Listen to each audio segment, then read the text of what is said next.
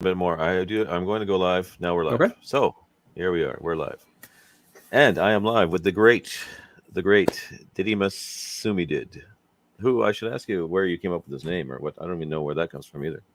Well, it's Um, just a palindrome, and Didymus just means twin, and so it's just a stupid little joke. That's all it is. Didymus is twin Greek, I in think. Yeah. Greek. Yeah, Yeah. it ends in us. It's usually Greek, not Latin. Right. Well, that clears that up very Hmm. quickly and to the point.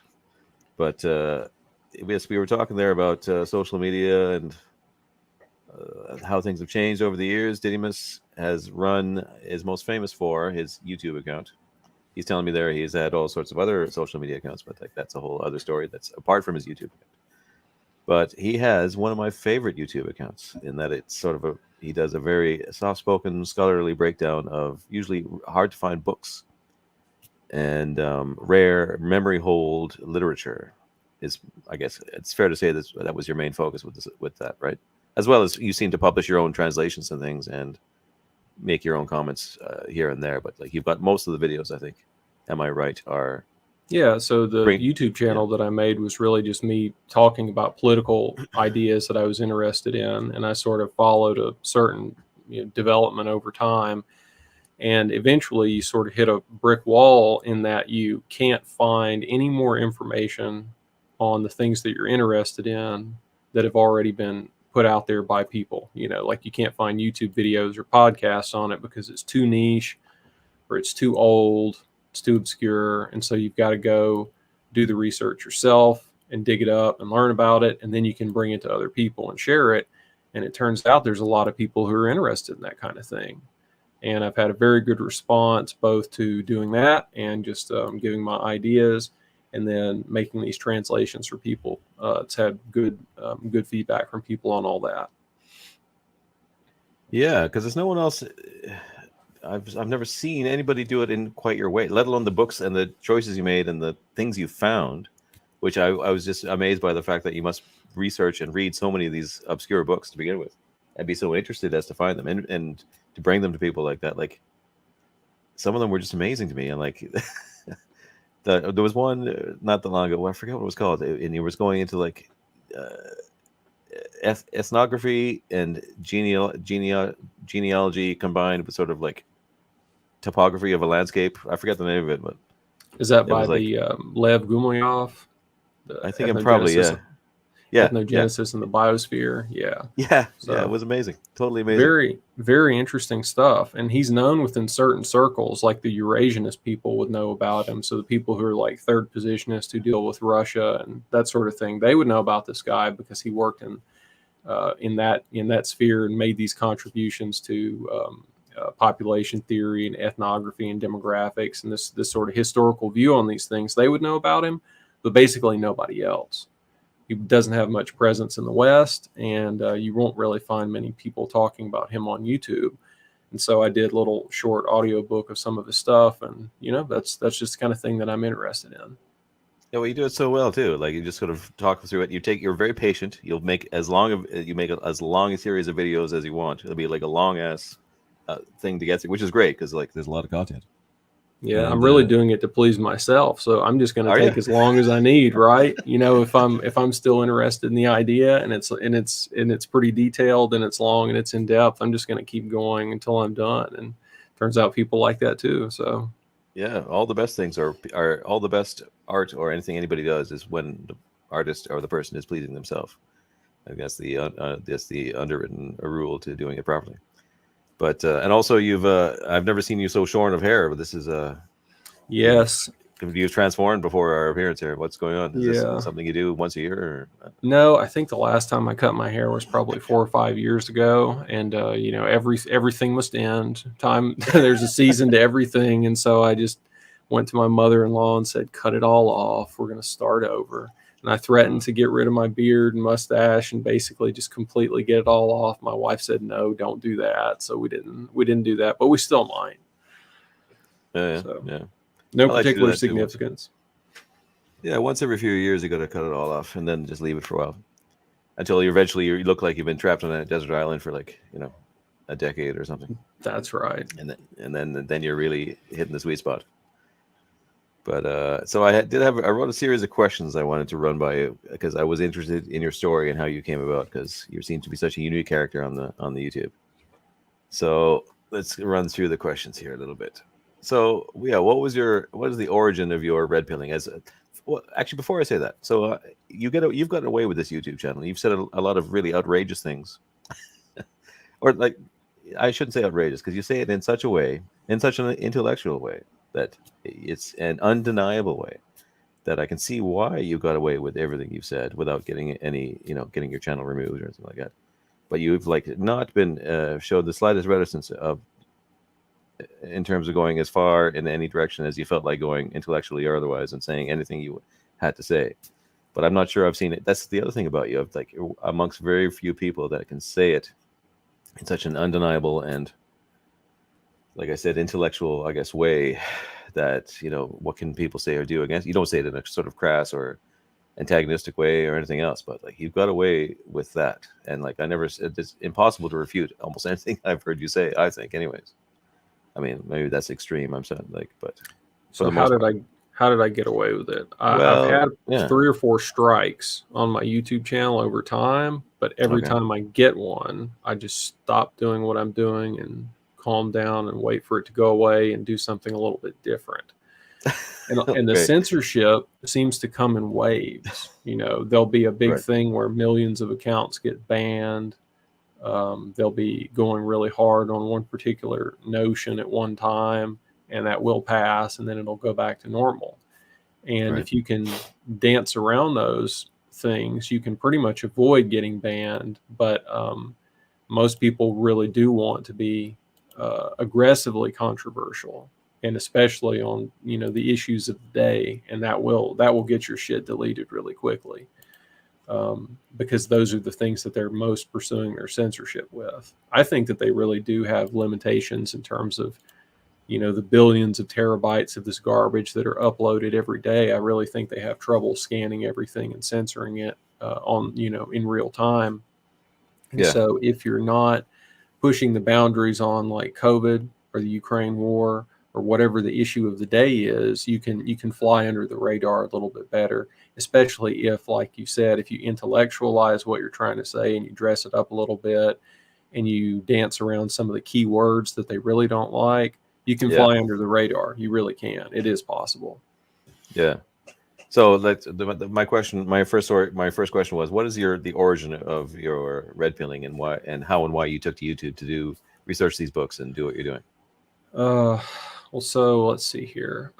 Probably around 2013 or 2014. I can't remember exactly when. I made a trip to Omaha, Nebraska, and you've probably never been there, but it is No. a prototypical American suburban city. It's relatively new in the sense that it's been growing over the last 100 years to the current, very pretty big city that it is now. And everything is relatively new. It's very prosperous. It's still majority white. They've got a small black, medium to small Hispanic population, but it's still a majority white city. There's a lot of young white people there, so the demographics compared to America are relatively healthy and very good.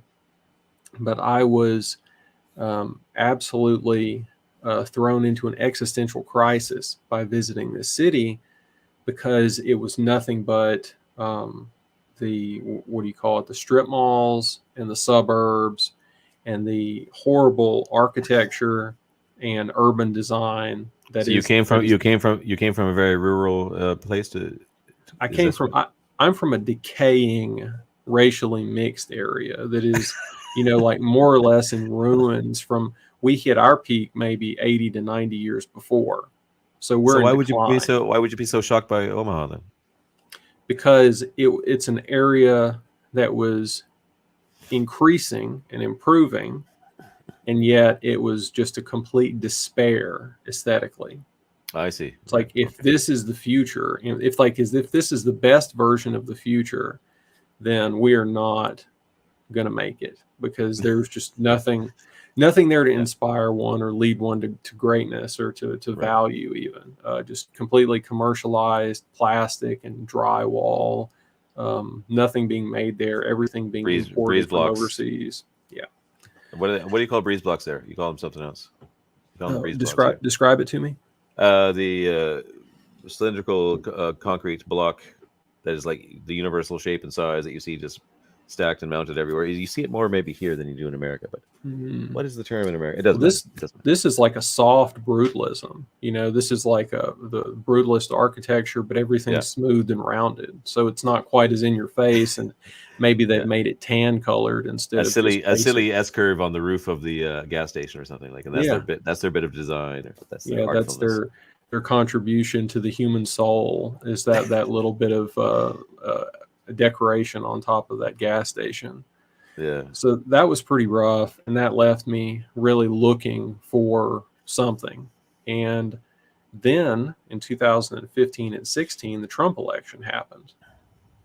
And like millions of other people, I saw what was going on in terms of the direct manipulation that I don't even know if they were trying to hide it or if they were panicking and just doing whatever they could.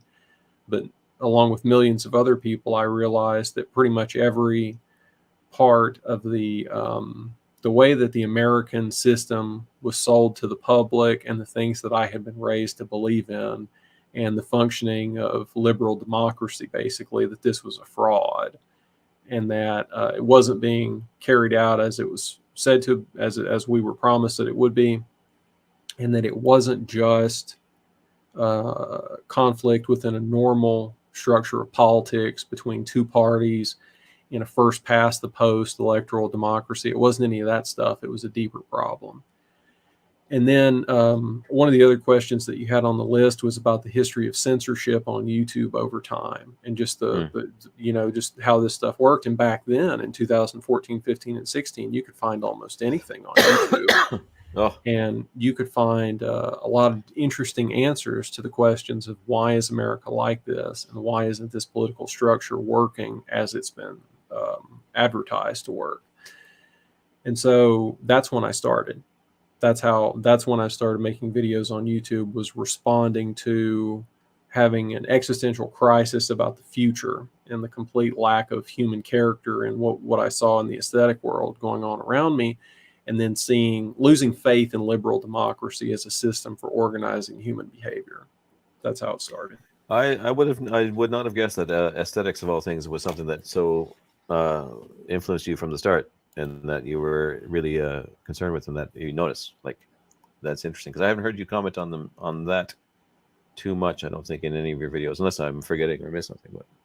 But no, that's interesting. I've never been an artist. I can't draw. I've got some sort of mild to severe aphantasia, and so I can't really. What's that again? Aphantasia? I can't hold an image in my head. It's something like a quarter of people are like this. Like Jesus, how would you even discover that about yourself?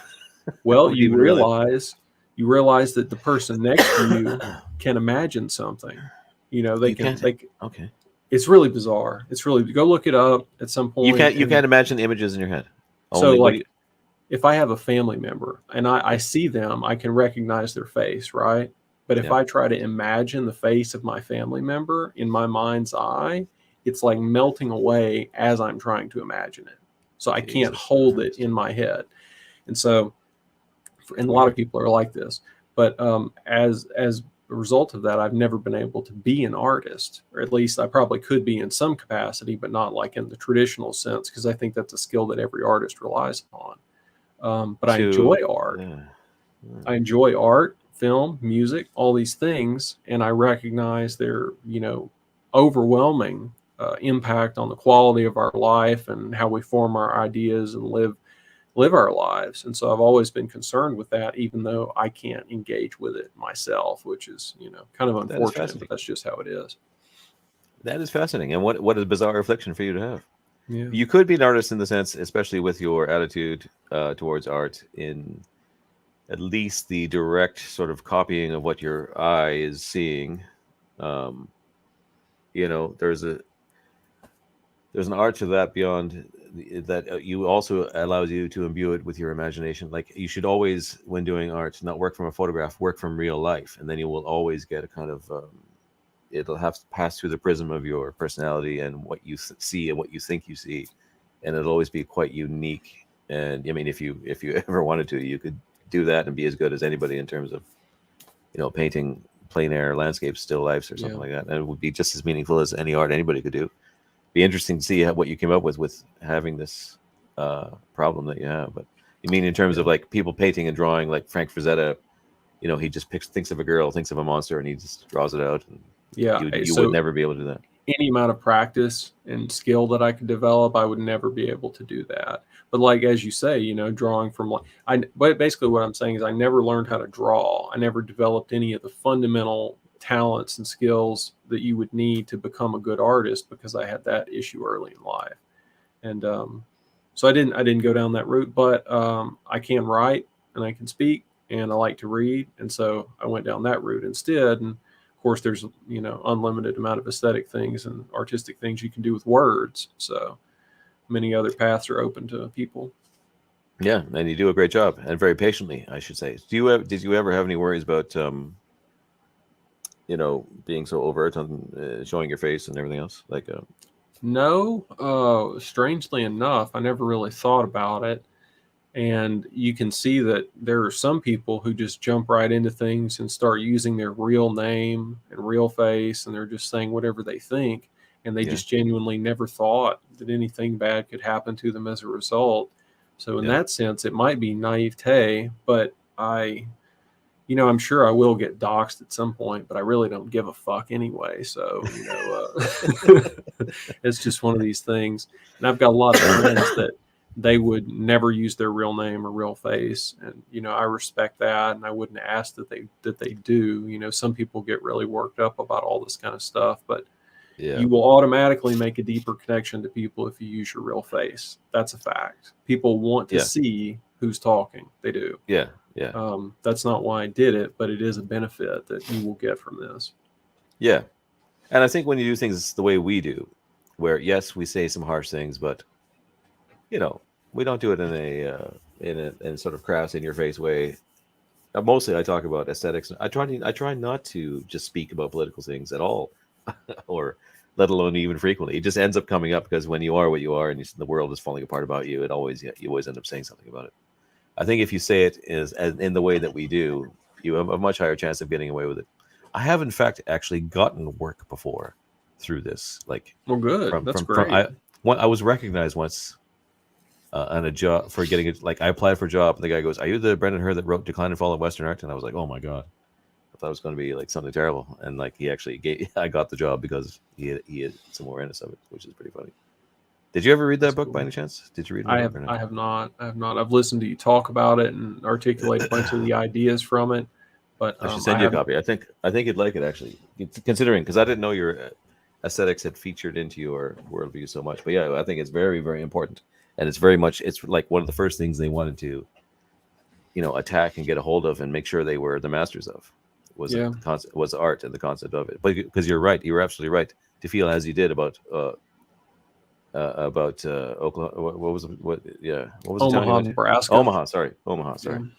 And you do see that, like, no matter how bad things are in every other sense, even the utopian ideal, the things they're building all around us all the time, continually, like spreading like a sprawl, are imbued with those values, those reverse values that are just negative and terrible, and it's turning us into that thing that we most feared, turning the human race into like a cancer on the planet, I think.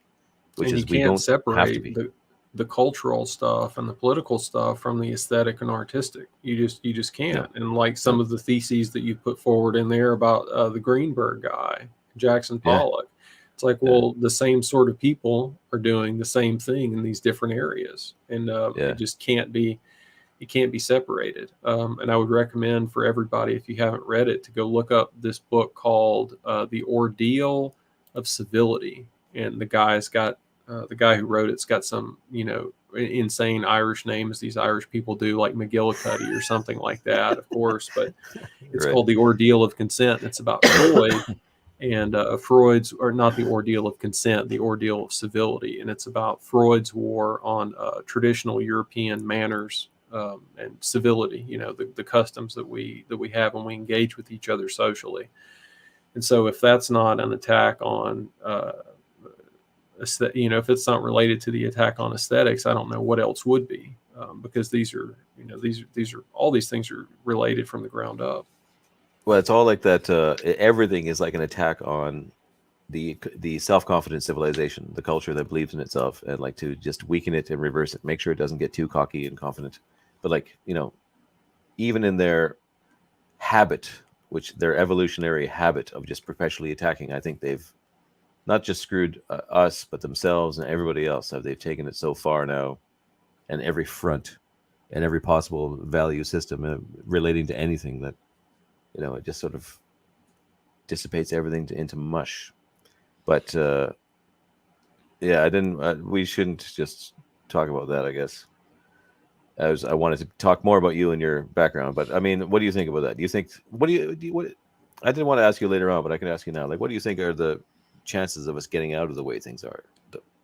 Well, I kind of feel like we eventually will get out, and it may be really painful, but it'll happen. Like we could get out the good way or the bad way, because I don't think this system is really going to be able to sustain itself over another 100 years. I just don't see that happening. And so I'm hopeful for the future, in the sense that I don't think this situation will last forever. And I think that when it does fall apart, the people who are capable and strong are going to survive, or at least they'll survive more so than the self-defeating people who are worshiping the idol of weakness.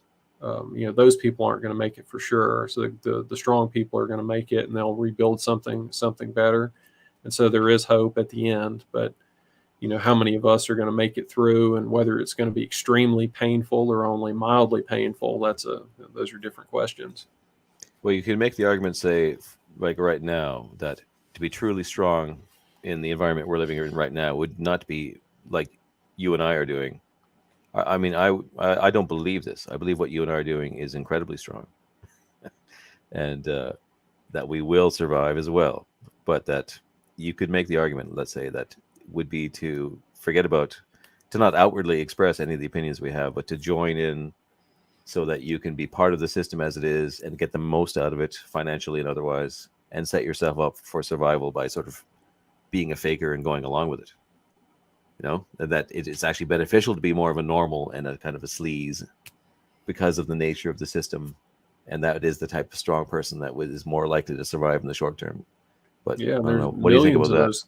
There's millions of those people, and they Yeah. do survive and move from regime to regime. If the situation were such that it would change, they would go right along and repudiate their old opinions that they put forward. But I can't help but thinking that when you're living in the house of the devil like that, stuff is going to fall on you from time to time. Like your kids are going to pick up certain things in school because they hear their parents saying how good those things are. It's like you're going to fall victim to some of these psychological operations, whether you're putting it on and you don't really believe in it. Yeah. It's just going to happen to you. And so I don't know. I think repudiating that. I think the people who completely repudiate that stuff, lock, stock, and barrel, all the way, 100%, all the time. I think those are going to be the people with the who are ultimately going to do the best over the longest time period. But like you say, there's millions of people who, if this stuff doesn't get them in the middle of it somewhere and it doesn't last forever, they could potentially come out on the other side and have done very well in the meantime. What do you think is the smartest move someone can make right now? Would you have is that a prediction you feel? I would say if they're a young person and if they're single, you need to go and find a person of quality of the opposite sex, and you need to rescue them, because there are millions of other people out there who are good people. Sorry. And good people who are simply caught up in this stuff, and it's not really their fault. They were just born into it. Find someone of quality and rescue them, and go out there and make a life with the two of you and repudiate all this shit and do what you need to do to survive and raise another generation of people, because we might all die and this stuff is still going on. But your children or grandchildren, they might come out on the other side and have opportunities to, create a new civilization, whatever it's going to be. Yes. No, that is exactly right. That would be a fundamental staple. And you were saying yourself, you and your wife, when you first met, you were sort of standard normal people, and you had no intention of having children. But through your awakening, you reversed that and went completely the other way, which is great. So That's it can be like done. It really it can can be done. be. Yeah. And if you've From done some things in your past that are, that you might hold you back from really making a break with all this stuff, then you got to recognize there are millions of other people out there who are just like you, and they've done some things that aren't good, and you can maybe find one of them and do something together, and then not have someone who can hold it against you. I mean, like yeah, there's somebody out there for you. You just need to go find them. yeah. I would say also my inclination would be to leave the West. To be honest, although that sounds cowardly and maybe bad, but if you can or could, I would move east somewhere, some other place. My feeling is, in terms of just pure prescient prediction, I think it's going to get very bad. But I don't see much likelihood of, from what I can see of the normal people and what level they need to reach apparently before they make any kind of realization or truthful, you know, a verdict on the world about them. It seems like they must have to get very low indeed. And I don't see my. You said the option was to be, how bad things are going to get. I would predict they're going to get quite bad, and I don't have the option of leaving, so I'm going to have to stick it out, and my family will have to stick it out and do their best to survive. But that would be something I would say would probably, if you could, to leave. Yeah, I This think it really depends on sounds which terrible, but It what do depends you on think which about that? country you're in. If you're in the Yeah, United States, this is like a world unto itself. It's so big, and yeah, that's so true. Yeah, yeah, there's in Canada, the same way. yeah, Of course, it's such a huge place, and they will possibly hunt you down, in certain areas, of course, depending on who you are and what you're doing. But um, if you're in a really small country, if you're in like Britain or something, and it's wall to wall between you and a bunch of Somalis or North Africans or whatever, you may actually want to leave Britain. Oh, It's absolutely I don't mean in that sense though. I mean like yeah, exactly. Each of these nations will be like their own world, and it'll be like a survival scenario. And in fact, it could be kind of fun. I mean, this is what we're going to have to live through in a certain, yeah. like, it won't be like corporate and boring. There could be some survival fun in it. What I mean more so is that if you want to live, if you have any hope of being in a nation where you can don't feel the pressures of this degeneracy at all times, kind of like pulling at you, and have a feeling of optimism about the place you're in, and like at all, I would. That's my main reason why I would leave. But in terms of like surviving and what's going to go on inside these Western countries, it's probably be quite crazy and exciting and dangerous and terrible. But whatever. And another way that we need to leave the West is mentally. We need to mentally check out of this because, one of the books that we worked on and translated, they make a distinction between the Occident and the Yep. West. And they Yep. say that the Occident is the authentic European civilization up Which book is to, this? this is, I'll have to get the citation for you because it's mentioned Okay. in a couple of different Or which places. But author? Oh, right. one of them, it's meant. This is actually in Spengler. Oh, is it? Okay. Yeah, so uh, they say the West in the translation, right? But if Yeah. you look at the German, it's always Abendland, right? So it's never Oh. actually West. That's the translation for Occident. And so those are, Right. it's like a small linguistic distinction, but it really helps, I think, personally, to distinguish between everything that happened in Europe up to the Enlightenment, and then the kind of civilization that emerged through, during, and after the Enlightenment.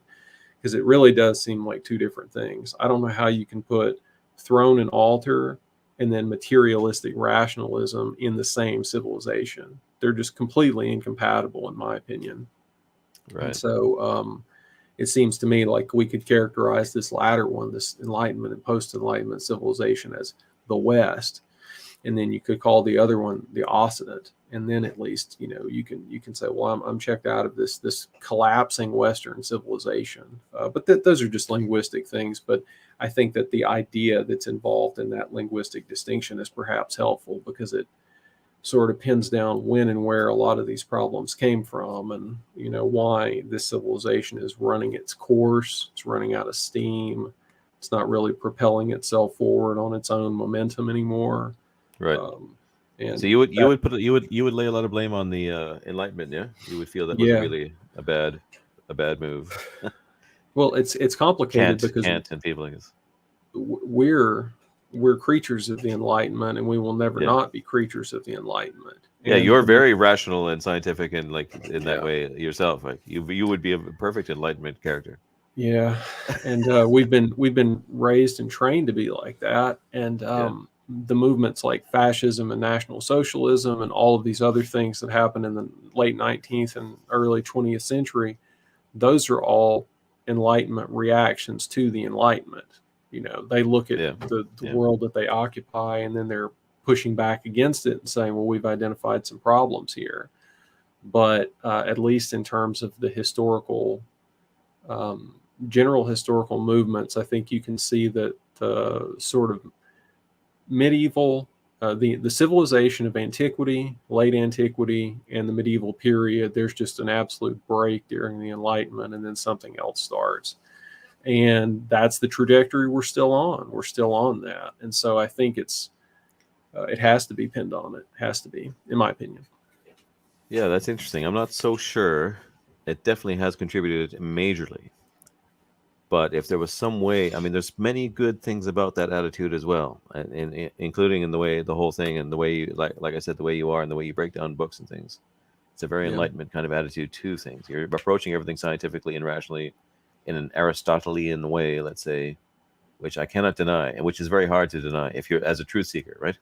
As like generally a good thing. It just if you're able to go beyond the when you take your Enlightenment values and you rationally sort of dissect, say, superstition and religion, but then as long as you can take the further step beyond that to see why they are necessary and what the greater truths hidden in them that are extant and real that you must bring back and hold on to, then I think you can excuse it in a way. And it's like you can't reverse your way out of it anyways. Like it's a if we are we are it people like you and me would be tied to the truth no matter what, I think.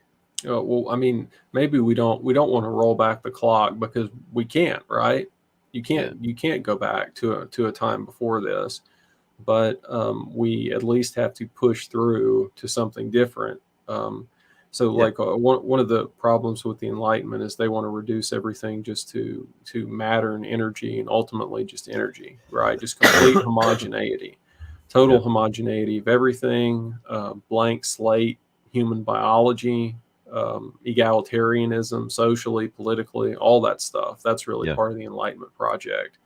And humanism itself, let's reduce everything to the only thing we have in common, which is that we're humans. I mean, what a pathetic worldview that is, right? It That's is pathetic. garbage.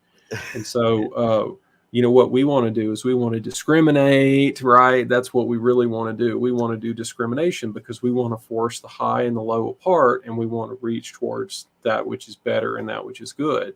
Yeah. And so those are some of, I think, the fundamental problems in that Enlightenment worldview that come out, is that we're just going to increase production of widgets or wheat or something until everybody can have the same amount of everything because we're all the same. I don't know. Yeah. That's just my basic sort of problem with it.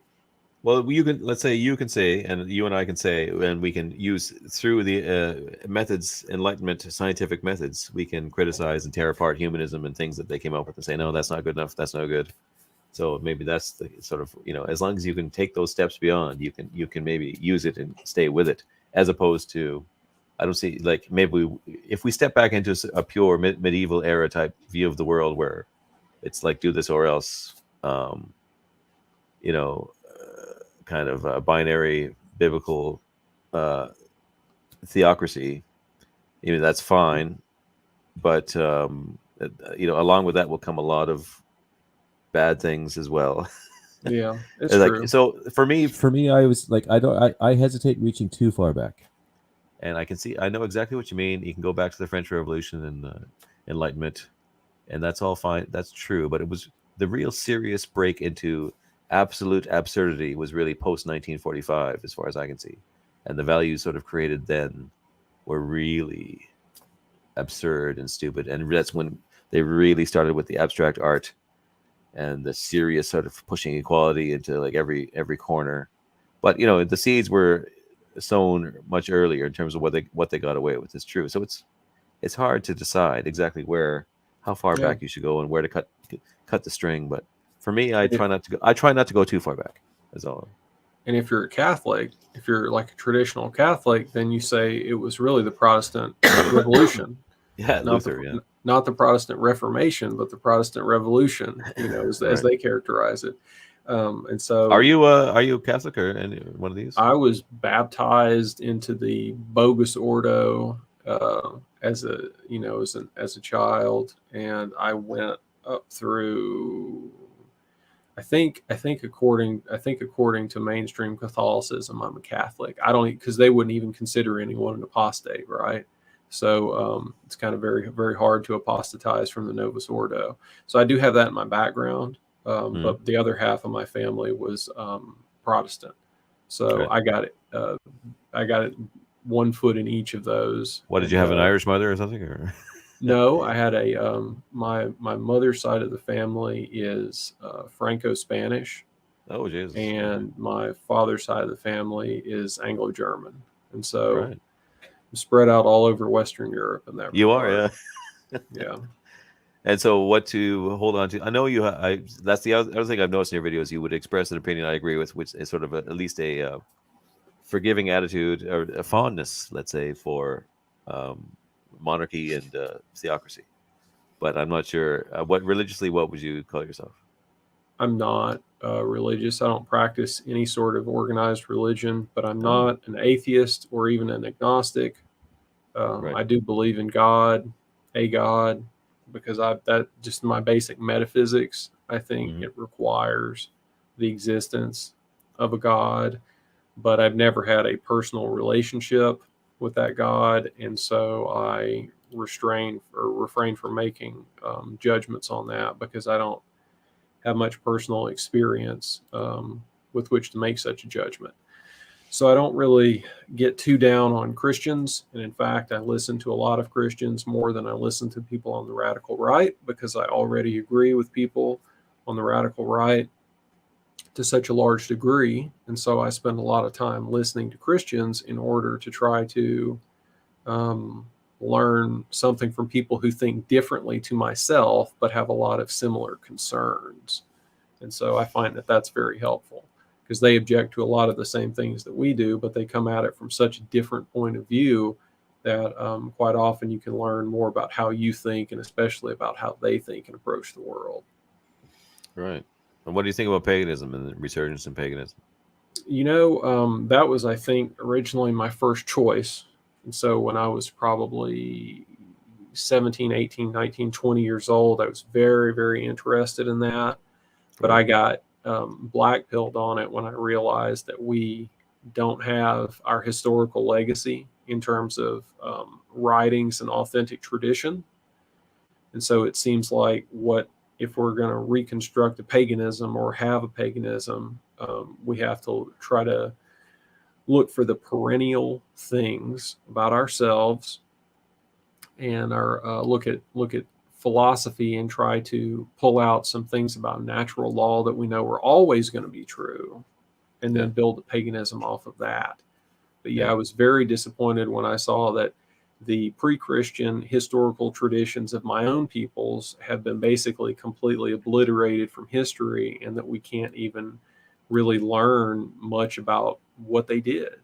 Well, We you have can. the Latin. You have the Latin side of you there, and Greek and Roman. There's a lot of literature that That's survives true. of all of That's them. true. There's a lot of that, and that even was one of the most influential and most well written. Probably it was, anyways. Really, like they most developed of all the, let us say, the Indo-Europeans and the way they split up and formed their countries after they took over all of Europe.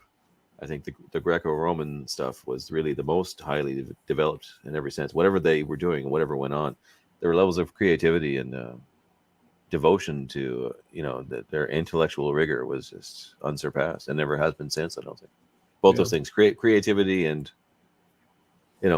not just intellectual rigor either, but a devotion to self-improvement, let's say, and the notions of that, and it's all there in all their writing and everything else. So there is a lot there, but like Yeah. I know what you mean.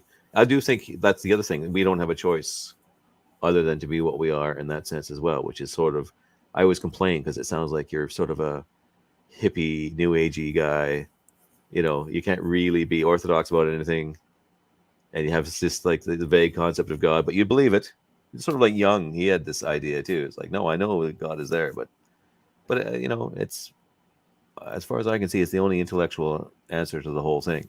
You can't really, and the actual specifics of the stories, of the myths and stories, maybe they're important in their way, but they're only like the failed human interpretation of this thing, this mystery that is too vast and too complex for us. Even though we must show give our respects towards it. Yeah, I really don't like the notion that I've seen a lot of serious traditionalist Christians take, which is they just damn basically, half of their ancestors throughout history, if not more so, or 3/4. And they're perfectly happy with saying 3/4 of all the ancestors they've ever had are burning in hell, and that these people were living, demonic lives, worshiping evil spirits and demons, basically. I find that to be very unwholesome.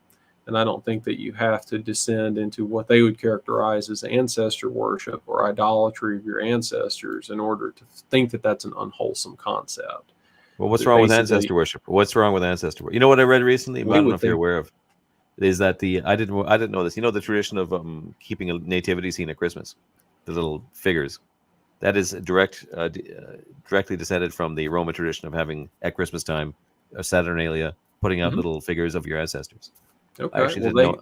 I didn't know that was linked that way. Like that's, I did not either, and I think some of our Christian friends might disagree with this and say, "Well, of course that's not the case." But then again, I think that we can look at the history of the Roman Church and some of the names and titles that are used in the church and think that, well, these have a certain similarity to aspects of Roman imperial government, and perhaps they were borrowed from there. And perhaps a lot of the Catholic philosophy comes from people like Aristotle. Perhaps some of the metaphysics come from people like Plato. And a great deal of what is called the European Christian tradition is, in fact, things that have been carried forward for a very long time and did not come from Palestine. So, there's an unbroken tradition, I think, that goes from the Bronze Age and before up till today. And when I recognized that, I stopped really being anti-Christian, because I said, these are traditions of our people that are expressing themselves in different ways over time. Yeah. And you can't, similar philosophies transferring over time with a lot of extra window dressing on them that changes. And some things change, but a lot of things change the same, or stay the same rather. So I'm not too, fussed about all that, honestly. But of course, the really hardcore ideologue people on these issues are going to fight endlessly. But for me, it's not that big of a deal. So, let me ask you this, and let me ask what you think about this, because I always struggle with this one, because there's a real catch-22, a two-sided coin business with this, because like the very thing that gives Christians strength, which is that they're sort of chosenite, everything else is the devil and we're going to kill them, or it's our way, that's a great strength, obviously. At the same time, they're so limited, and they cut themselves off from so much by rejecting all these things you just mentioned. It's like a incredible weakness and incredible strength at the same time. What do you think about that? You know what I mean? Well, it's definitely the case. And I think I experienced a lot of that in my personal life, where as a young person, like as a teenager, I had very serious difficulties with connecting with the Christian scriptures and just making sense out of them. And I didn't have any intellectual Christians around me that could help explain that stuff to me. And they weren't there because they were, for the most part, anti-intellectual Christian traditions, right? Because if they got into intellectual Christianity, they would automatically inherit the German higher criticism of the 19th century, and they would start to doubt their own texts. So they were in a bind, right? So they have to reject the intellectual tradition in order to protect themselves, Yeah. But then that kept them from preparing their young people to resist the secularist and laicist Yeah. attacks, which we then received when we went to college and university.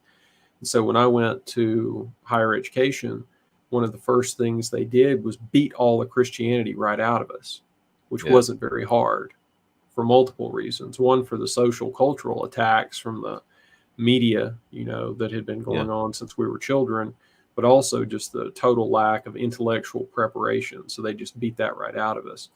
And so they do often in the Christian tradition, these different sects, whichever one they are, the Catholics less so, because they really do have a very strong intellectual tradition, and they catechize people, or at least they used to. 100 years ago they did. I don't know what they're doing today, but they restrict themselves into sort of a narrow little lane, and that gives them strength, but it also makes them very weak to anything that comes from the outside, because they don't really have much of an answer to it. And I think they wall themselves off and create the really strong Christian communities, I think, make themselves into little ghettos and protect themselves from the outside world in that way. Yeah. So it's odd because it's a great strength, yet it's this thing like, oh, I don't know. Yeah, it's very odd. I'm not Yeah. sure what to make of it. Well, I think that their biggest problem, just like everybody else, I think, is liberalism. Sure. I called into a Christian radio show not too long ago, and I said, guys, I'm having trouble, and I'm thinking about this question and this question and this question, and they got really upset with me and called me a racist and all this sort of stuff, and that was the end of it.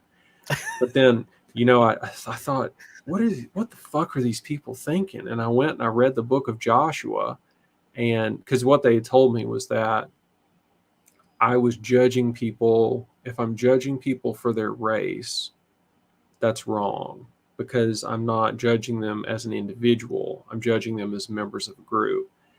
And I went and I read part of the book of Joshua, where the God of the Old Testament is instructing his tribe to go wipe out entire cities, men, women, and children, and the dogs in the street, right?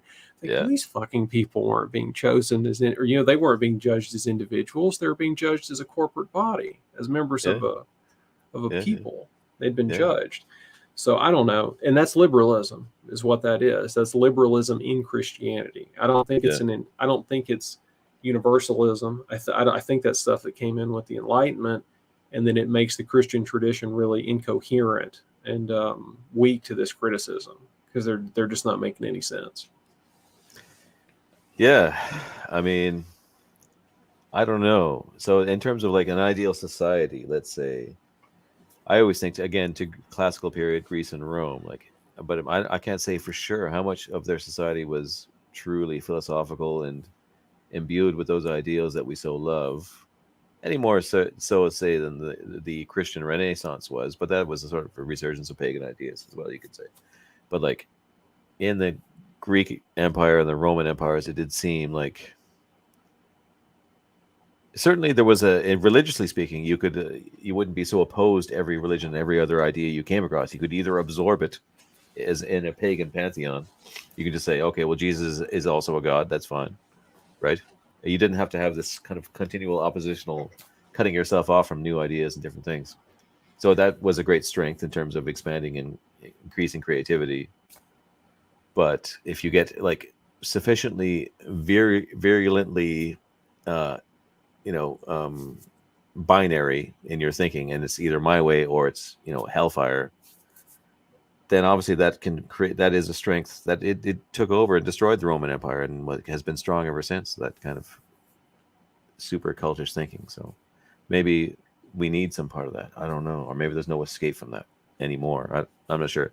Someone asked a couple questions I wouldn't mind asking you here. Let's see. Can you sketch out your basic metaphysical scheme? Is it the classical primal cause that you feel forces you to God? What would you say to that? I really, that's a good question. I don't know. I guess I just don't know. I don't know God's characteristics. I don't know what God is. I just know that there has to be something more than just basic, a metaphysical materialism. There's something more than something which exists without a teleology. because that's what's really at the root of like Enlightenment, anti-metaphysics. It's just that, hey, there's some stuff here, it's always been here, and it has no purpose or no meaning. That doesn't make any sense to me at all, and it never has. That's one thing that stayed with me over time. And so I'm not really a philosopher, and so I can't articulate. Why would you not call yourself a philosopher? You seem very philosophical to me. Well, I'm more concerned with the practical things of like politics and history, sociology, biology, those things, rather than the abstract concepts. Like I can read a little philosophy and I am interested in it, but I'm more interested in how did those philosophical ideas develop over time?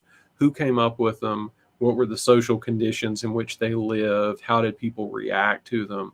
I'm more interested in it in that level rather than the ideas. Because like themselves. 95% of philosophy is observing rationally those things you're listing there. That's pretty much most of it. Well, just I don't know. musing over the ethics of. When I think about somebody like Kant, like a real prototypical philosopher, it's like everything is stripped away. Everything is stripped away, and the only thing that's left behind is just pure ideas. And so I can't. See, I wouldn't think of him as I wouldn't think of him as an ideal proto philosopher at all. I wouldn't think of someone like that. I would always think of the Greeks, to be honest. Yeah. Myself. But so this guy asks another question here. Worship has to be properly ordered. Idolatry occurs when the worship is placed into the object for itself, not as a symbol of the highest unity. Well, I mean, that's fine. You can say that. I don't have a problem with what you call idolatry because I don't have that Christian concern. I don't mind and even like most Catholics would not really either. Its statues can represent gods and goddesses and things, and it's not a big deal. What do you think about idolatry that he's talking about? Well, I don't know. I was arguing with some Catholics, not here, just the other day, and they were bringing up, it's like if I want to put forward a racialist view of the world and say that politics ought to be premised with racialism in mind, because those are characteristics of the individuals in a society that can't be changed, that they're born with. Not that needs to be the only thing that politics is concerned with, but that needs to be one of the fundamentals, if not the fundamental, because some of the characteristics that people would ascribe to humanity as such, I would say, well, actually, no, there's quite a diversity in humanity, and they have these different characteristics. So even more fundamental than what people are, we need to talk about the different groups within mankind. And so the response that I get back, or the response that you can get back from Catholics, for instance, on this issue, is the critique of, well, just like Hitler, you guys are making race into an idol. Or if let's say you're not really a strict racialist and you're just a nationalist, they will say, well, you have made nation into an idol. And so they would say you're putting it up as the most important thing beyond whatever you owe to God or to your fellow man or whatever this other stuff. Like you've put something up as the first and most important thing. And I don't think it has to be that way, but anyhow, this is just a critique of emphasis. How much emphasis are you putting on one thing as opposed to another? And they say if you're putting too much, then it's idolatry. And I would say, well, I might not accept your definition of what it means to do idolatry, but I still don't think it's putting it up as the most and only important thing. It's just a fundamental thing that has to happen first. Yeah. If that makes sense. That's very reasonable, yeah. I don't even accept the argument that there's anything wrong with idolatry. What's the big deal? You make a statue or something. I think it's great. So some of the best statues in existence are due to idolatry. It's all a form of emphasis because the way that the Virgin Mary is treated in Catholicism, the other Christian sects say that really is idolatry and it's wrong. And then when the philosophers get together, they say, no, we're going to separate out veneration and worship into two different things. And we're actually only going to give veneration and not worship, because we're going to reserve worship for God. But for the most part, these are just linguistic and philosophical games that only intellectuals understand anyway. Normal people don't know what any of that stuff means, right? They're just going about, they're just doing their religion. I don't have a problem with any of that. I think that's fine. It's going to happen because the intellectuals are always going to be fighting, and the people are always going to be doing what they're doing. Intellectuals will always be fighting. Yes. Yeah, we just Always want to be move. quibbling. We want to move our society, or we want to have a society. Maybe we can't ever fix this one, but one day we'd like to have one in which the bounds of the discussion are within healthy parameters. Yeah. Because we're never going to resolve issues. There's always going to be fighting and conflict, and there should. Yeah. When I was a young person, I seriously considered Buddhism because it is part of the Indo-Aryan philosophical I religious seriously tradition. consider it all the time. Okay. I seriously consider it all the time. I thought about it, and I researched it quite a bit, and the conclusion, I rejected it, and the conclusion that I came to was that the things that Buddhism advertises itself as getting you away from, which is suffering and pain and all these things, that those are actually good because those are part of the human experience that we shouldn't be trying to get away from, and that ultimately the goal of Buddhism is to just disappear from existence itself so as to avoid suffering. And I said, well, that's not really a very courageous Aryan viewpoint, is it? So I rejected it for that reason. Yeah. That's good. But that's sort of that similar kind of critique needs to be applied to any political or social solution. We're never going to get rid of conflict, and we really shouldn't want to. We just need healthy parameters for the conflict. Yeah. No, that's true. That's very good observation. Yeah, well said. Yeah, there is that part of it. Yeah. But there's other cool things about it as well, though, that are very interesting and ancient. And I don't know. I'm very sympathetic to it. I like it. I've been over there and I've talked to some Buddhists. I've been to India and talked to Tibetan Buddhists and all this sort of stuff. And it's not for me, but it's a very interesting, authentic tradition, and it's got very strong historical credibility in that regard. But not for me. But it's a real thing. It's not some bullshit that was just made up for a grift. Basically, it's a deep thing. Yes. So someone says Descartes Dooley says Buddhism is nihilism, and then Ego Emmy says Buddhism aims towards denial of self, runs counter to the Faustian spirit. Yes, it's true. We shouldn't completely shy away and flee from pain and suffering, and it's more important that we are courageous as possible, probably. But that's really very pagan to me. That's more pagan than Christian as well, let alone Buddhism. But that's me. Another question is: are either of you gentlemen familiar with Jean Gebser and the ever-present origin? He has many fascinating insights into spiritual history and its relation to various structures of consciousness, namely the archaic, magic, mythic, mental, and integral forms of consciousness. I don't know. Do you? Never heard of it. No, never heard of it. So we can't say anything about that. But yes, you're right about Buddhism, and you're right about all that. And I'm still more inclined. I always say I'm inexplicably raised Catholic, so I'm Catholic, and I'll be buried as a Catholic. What can I do? But very, very pagan leanings, classical pagan leanings, really in my heart of hearts. That must be what I must call myself. I don't know, but I have kind of a single, like yourself, concept of God is like everything. Platonism really defines a lot of what I think. But I didn't actually mean to quiz you about religion for so long. My next question on the list. We didn't even get to really how you got red pilled. It was just from being on the basically being on the internet. 2014 was that it or what? Well, I don't know how much we want to talk about it on YouTube. I'll try to be circumspect, but when I was in college, when I was doing my undergraduate education, it was really lacking.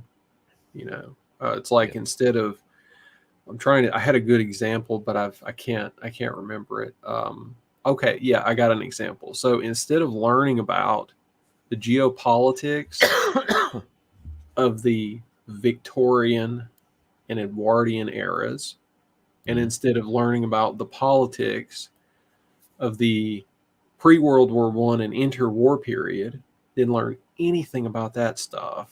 I had 2 courses on the Holocaust because that's really what's important, right? To this sick society. Yeah. And in another history course, instead of learning, something about whatever, they told us about sexual deviance in the early modern period, because of course that is important. Right. Guys, this was back in the mid 2000 odds. This was a long time ago. Yeah. And this is what it was like then. Yeah. So that stuff, I wasn't getting a good education, and I can't say that I'm surprised looking back, because the cool stuff, the interesting stuff, and the valuable stuff is just taken out of the curriculum. So what did I do? I went and used the database online search, and I gave myself an amateur education about Indo-European history, Indo-European linguistics, and Proto-Indo-European religion, all this stuff. How many No one really? How many books do you think you read on that subject? Probably 15 or 20, and probably 50 journal articles. And no one helped me with any of this. I wasn't on the internet. So was this the beginning of your method that you developed, that you use on the channel, where you just sort of research random books and find the most base book you can? It was probably that, but it was just my own personal character, just like who I am. This is just what I was doing. I was just researching the stuff by myself on my own.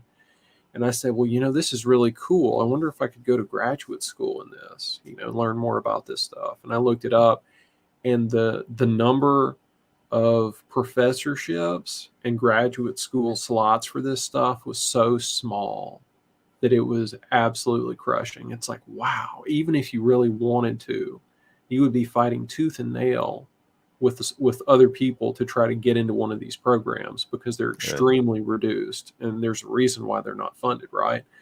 Because in the 19th and early 20th century, they would have been doing all this stuff, and they did do this stuff. Yeah. Well, that was my own private interest. But then I was taking a course in Judeo-feminism. And I say it was Judeo-feminism because the professor was a Jewish lady, and all of the books that she assigned were written by other Jewish women. And it was a course on feminism. And so I took that course, and I had a run-in with her. But I was a liberal at the time, okay? Liberal in politics, liberal in outlook. I said, if I'm interested in Indo-European stuff, that's fine. That's my own personal interest. It doesn't really reflect on how society ought to be structured. Yeah. And then I had this run-in with this lady, and I thought, wow, what a weird group of people. And that's sort of when it started. And that didn't blow up. Wow, what a weird group of people. What a weird group of people. How strange. Isn't it? It's just like they've been teaching you to notice patterns and do an analysis and think in structured, rigorous ways. And you think, what's going on here with these people? And that lay dormant until, about 2015. And then that combined with the Trump election and all of the furor surrounding that. And then it was on, because this stuff that I had known 10 years ago, or 10 years prior to that almost, it combined with what I saw going on in front of me. And from that point, there was no looking back. And there's a lot of stuff you have to get through that's not true, and that's, just basically a mess and just disorganized nonsense. But a lot of it is true. And once you organize it, you can get a pretty good handle on the problems that we're facing. So that was really the red pill story, is the Trump stuff plus what had happened to me in college 10 years before. So let me just ask you, since he's come up here now, what do you think about Trump and his either chances to win, and would you vote for him, or what do you think about this Trump resurgence business? Well, I've stopped voting. I don't vote because I do work in politics and elections, but I don't vote. So, once you know this stuff about how the political system works, I don't know how you could vote, or at least I remember your video. I remember your video on the last election, when you were involved in that. Yeah, so that was quite a shock. That wasn't as big of a shock. 2020 wasn't as big of a shock as 2016, but I still maintain that we got the best political outcome in 2020 that we could have. I think that was exactly what we needed, and that was what we got. As far as Trump, I kind of hope it happens to him again. I hope that he runs in 2020, that he gets the nomination, and then that they put him in jail while he's running. That's what I hope, because that would. So you're a true accelerationist. A true accelerationist. Well, I don't like want necessarily. Maybe I don't necessarily want civil war in the streets, but I do want liberal democracy to be pummeled and brutalized, and to be in the gutter, bleeding, and that is what I think would do that. Mainly because it would radicalize so many more people, and they would be open to different ideas, and it would really it would break liberalism's back if it were that like that. Yeah. And I think Trump represents he's a ruling class figure. I really think that there are different factions in the American ruling class. I think there's people like Elon Musk and Peter Thiel who are business oriented, liberal free market types, and I don't think that they necessarily support all of the progressive far left politics that's basically been dominant in this country for so long. I don't think they support that, and I think they have a lot of other people who are with them, and I think that they're putting up candidates like Trump and Vivek Ramaswamy, or whatever that guy's name is. I think that they're putting those characters up as alternatives for members of the American ruling class to really pick, what do you guys want to do? Do you want to continue with the woke progressive stuff, or do you want to roll it back towards classical liberalism, if only for purely economic and business purposes? And, you know, there's enough of the usual suspects on both sides of this thing. You know, they're both lousy with those people. So they've got all aspects of it cornered. Yeah.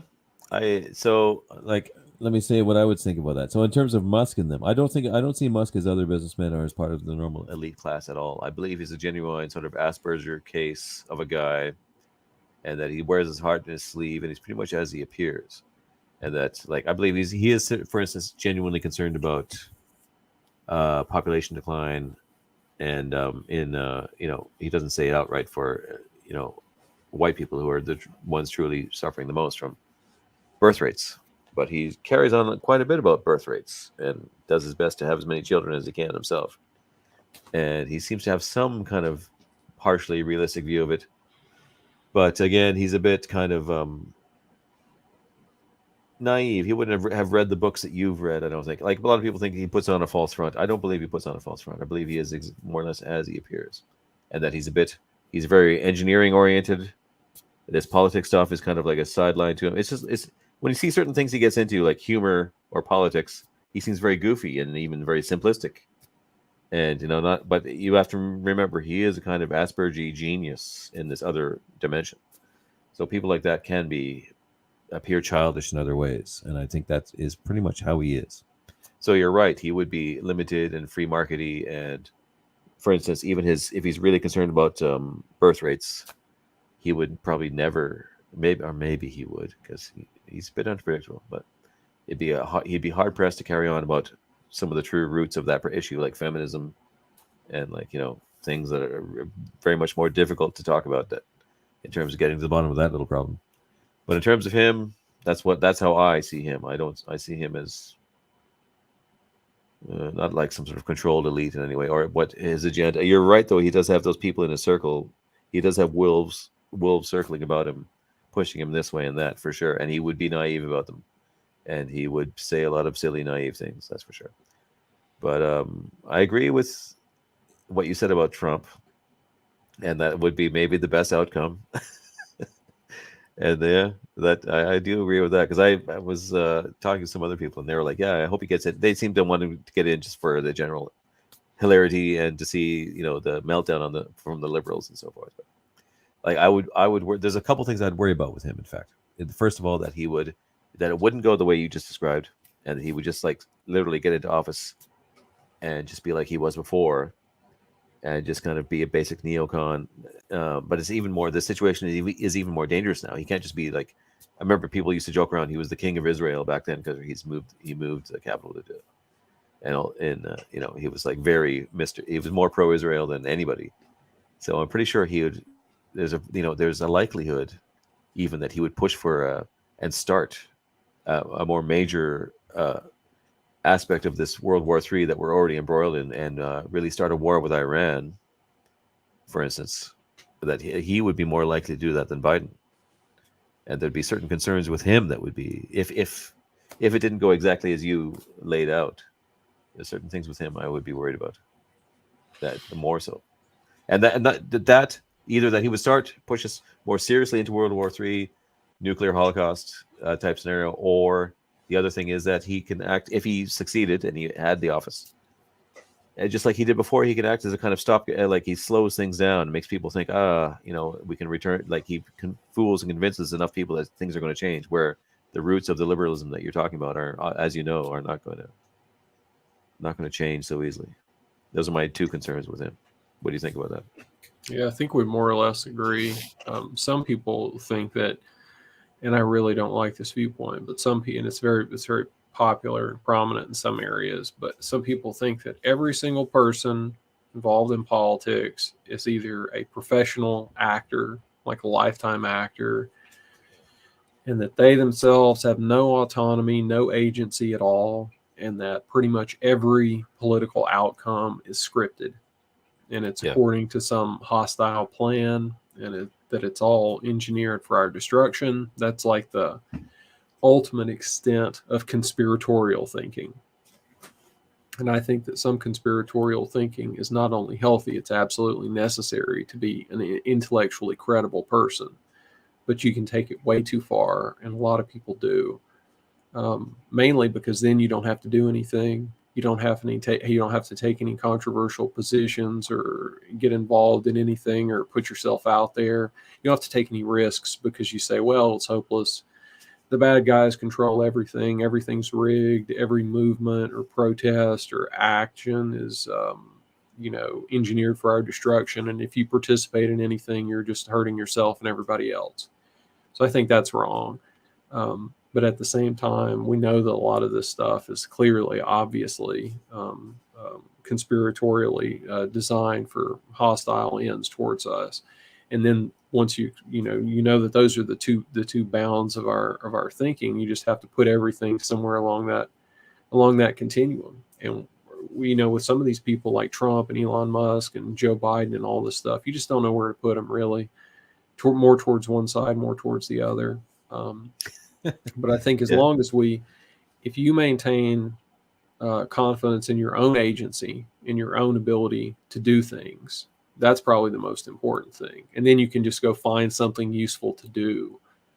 Maybe it doesn't have to deal at all with these important celebrities and politics and society, but you can go find something important to do for yourself one way or the other, and just not succumb to nihilism, basically, which is, I think, the danger in the too conspiratorial thinking is that you just end up concluding that nothing matters and that nothing you do can be helpful. So, yeah, I never have a problem with nihilism, because I think things are going to unfold as they're destined to unfold. I have a great sense of destiny ever since I returned to a more religious view of things, even if it's like my obscure kind of new agey paganism or whatever. I just don't. So things are fated to play out as they're going to play out, and that is God's plan, and that's it. I like to try to predict it as closely as I can, but so many things are completely out of your hands. It's no point sort of having anxiety about it. You just do your best to survive as it happens to you, I think. It was how I would look at it. But there's a few questions here I wanted to get through, just in terms of you and your process and your YouTube channel. Or maybe I should try to hit you with some of them here. So your methods for research and finding these books. How did you come across it, and how do you find them? I can't remember how it started, but at some point you find the title of a book that you're interested in, and you can't find it in the library, or it's not for sale, or it's just really expensive, or for whatever reason you can't get your hands on it. And so then you realize that there are ways online to find lots and lots of books. One of them, the most important one, is archive.org. And that website will ultimately be censored, and all of the important stuff is going to be deleted off of it. So I would encourage people to go and get the important stuff off of it and back it up somewhere and file it away for your own purposes, if for nothing else. If you're not going to upload it somewhere else, just save it. There's another one called Hathy Trust, which is related to Google Books, sort of. Google Books and Hathy Trust overlap to quite a large degree. But Hathy Trust, Google Books, and archive.org are these online repositories of millions of books that go back basically to the beginning of books, or at least 1,500 years. Like they've got old manuscripts on there. But especially they have books printed since 17 and 1800. Right. And our kinds of people have uploaded hundreds and hundreds and thousands of rare books that are controversial and censored and things that you can't really buy anywhere. You can at least download them for free off of this website. And so at some point I was looking for something and I found books on archive.org, and I found something I wanted. And then from there, you're just continuing to dig and dig and dig and dig through citations and people's names. And so you're reading a book that you're interested in, and they're talking about some subject, and you find a passing reference to something else that's really more interesting than the book you were reading. So now you're going to look at that author and see where they came from. What else did they write? And then you're going to look at their book, and you're going to repeat the same process. And if you keep doing this sort of thing, eventually you're going to get so deep that you're going to find something that no one else is talking about, but you nevertheless think is important. Once you get to that level, it's time to study it and then bring it to everybody else's attention, which is how I came up with this book, the Gershom Scholem book that I translated and put online. I never found a reference to this from anyone else. I just, found that digging through these subjects. And what's that one on? What's that one about? This is about a Jacobin from the French Revolution named Moses de Bruschka, who was a Jew from Bohemia. And he wasn't just a Jew, he was a Sabbatean Frankist, which is an antinomian secret society and family cult within Judaism. Okay. And so they're like the Freemasons of Judaism, basically, right? They're a secret society and cult existing within it, inside of it, camouflaged. And what did they do? They developed all this Kabbalistic stuff. And then this guy who was the successor to the founder of the cult, he went over to France during the French Revolution and ended up being beheaded right next to Danton. So this is an important historical personage, right? Nothing to shake our heads at. And so this book is just... And why is that one verboten? Well, it's not forbidden, but it never received an English translation. And it never received an English translation because they really don't want, I think, to publicize the links between Judaism and Freemasonry, right? Because that's just too conspiratorial.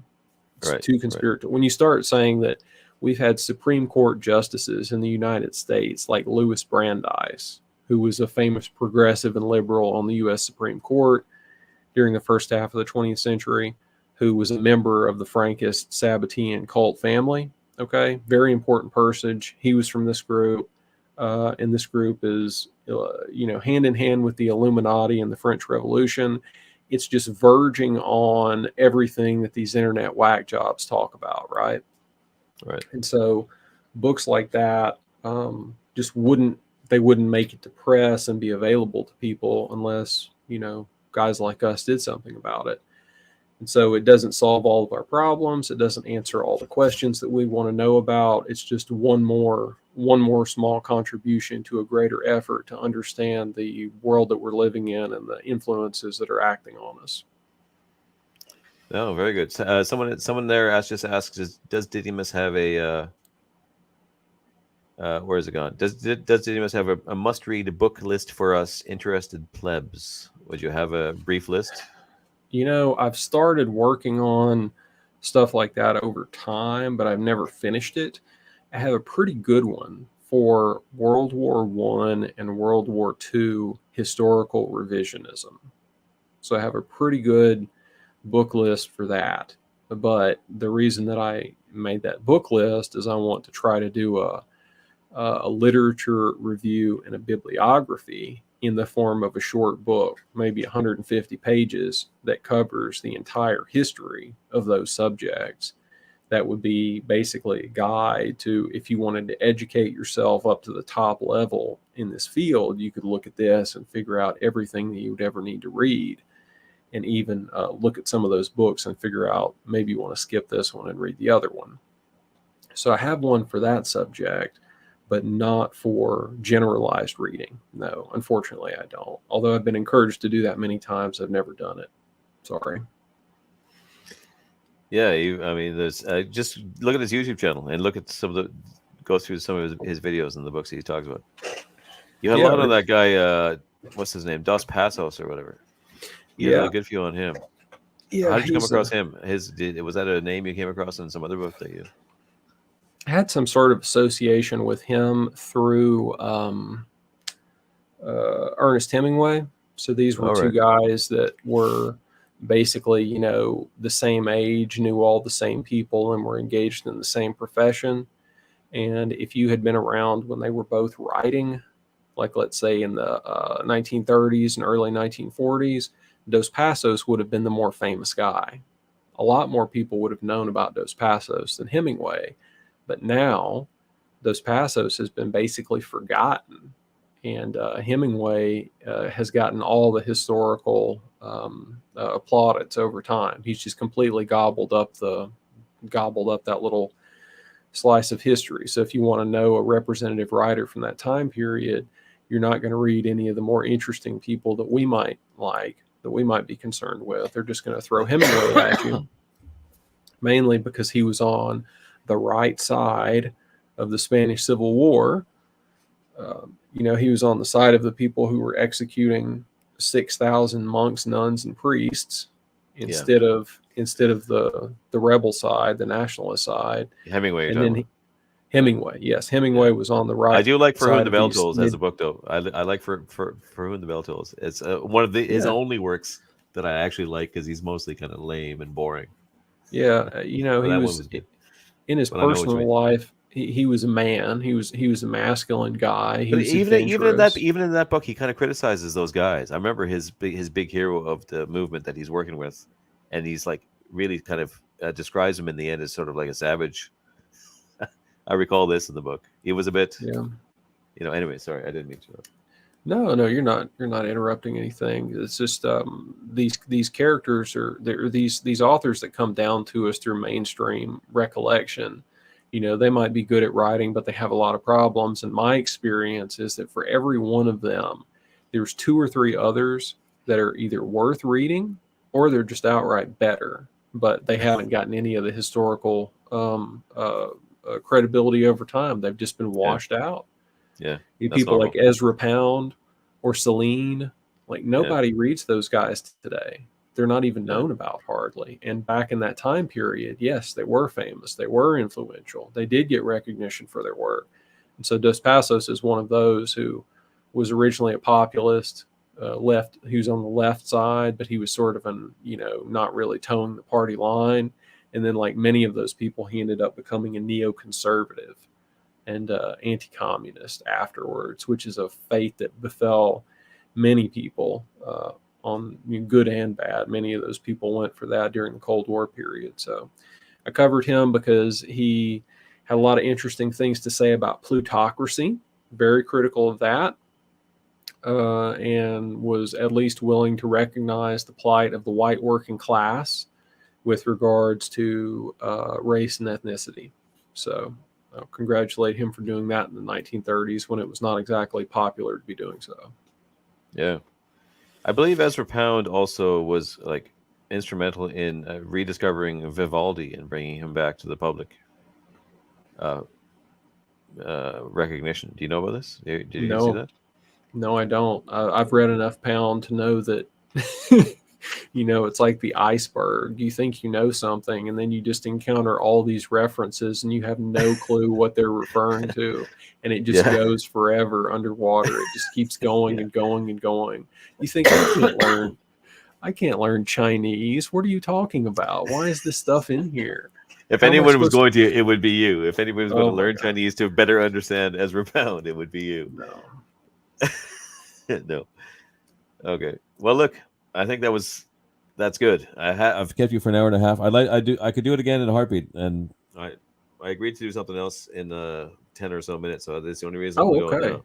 Yeah, Well, I'll we get need you to get back out of on here in now. like, yeah. Well, no, look, I'll get you back on if I can, and go into more specific things I can ask you, not just like your origins and what you're doing and everything else, because you've got brilliant answers to anything I could possibly ask you. So I'd like to hear more if you don't mind. Yeah, As well, well. let's do it again sometime. I'll make sure to drop a link for this on my channel and direct people towards you.